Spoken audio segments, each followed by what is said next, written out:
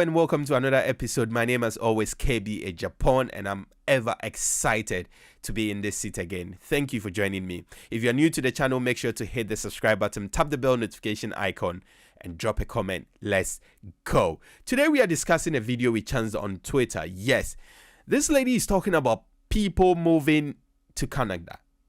Yep, not just people, Africans moving to Canada for greener pastures.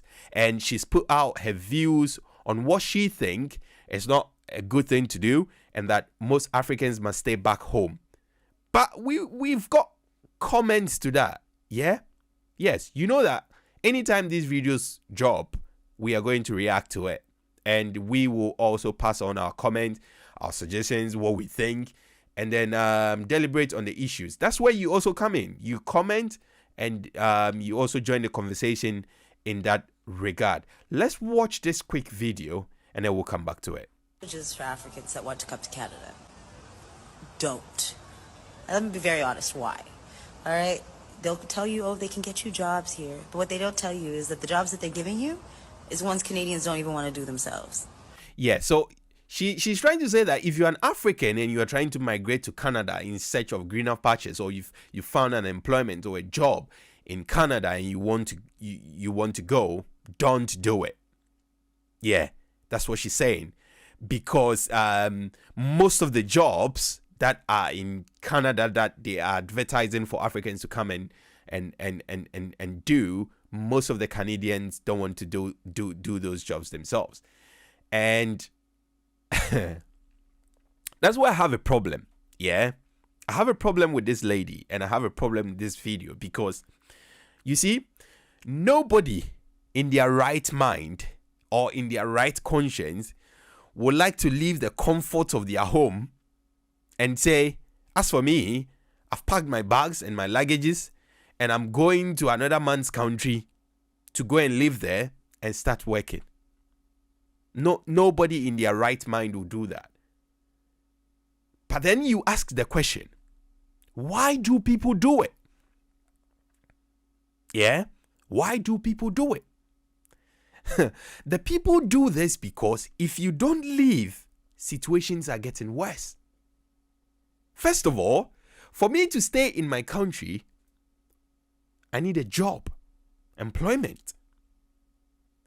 Number two, after getting the employment, it has to be a job that can pay me to take care of my family, to go after my dreams, to pursue other things, to enjoy life, for luxury. So number one, I need to get a job, employment. Number two, that job must pay enough to sustain me and my family. I hope you're following me. Now, these people move out of the comfort of their homes and in their countries and migrate to these places like the United Kingdom, Canada, United States, Australia, Dubai, wherever it is. They move because there are no jobs. It's simple as that. It's as simple as that. They move because those who have even got jobs in their various African countries, these jobs don't pay enough to sustain them. So point number two, the jobs they even get don't pay enough. That is, those who are fortunate to even find a job don't pay enough to sustain them. Now keep these 2 points and let's follow what this lady is saying. We'll come back to it. All right, you leave your job over in Africa. You're probably a banker, someone ranked very high and respected. And you come here to be a cleaner? You come here and they put you in a position to be a farmer? So she's trying to say some people are bankers and they leave their banking job and they go over to Canada to do a cleaning job. Sometimes they become farmers. And what have you? Madam, whoever you are, I don't know you, but maybe you've not passed through the African system. Maybe you've not witnessed it. Maybe you were not raised in Africa. Maybe you were not born in Africa. But if you were, you will understand these people. The person working as a banker in Africa with a suit and tie, sitting in an air-conditioned office, that person's salary is not up to that of a cleaner in Canada as you're talking about. Are you following? So, you're setting an example that somebody working as a banker leaving their job to Canada. This person is in the category of those who have found employment, but the employment or the paying from that employment is not enough to sustain him and his family. So he looks for greener pastures. I hope you're following. People don't just get up to do what they do. People do things for reasons. He goes to Canada, becomes a cleaner, leaves his banking job behind, gets paid higher, because when he transfers that money back home, it's weighty, it's mighty, it's solid. It's times 5, times 6, times 7, times 8, times 9, times 10 of what he would have made if he was sat back home. So don't just talk.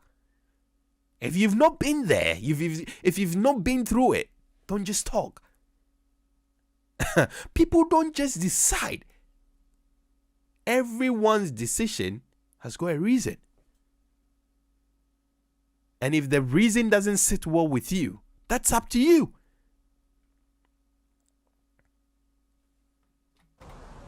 Like the mere disrespect, and it's not like you're not paying your way. You're paying, and you're paying a hefty fine to come here and create a better life.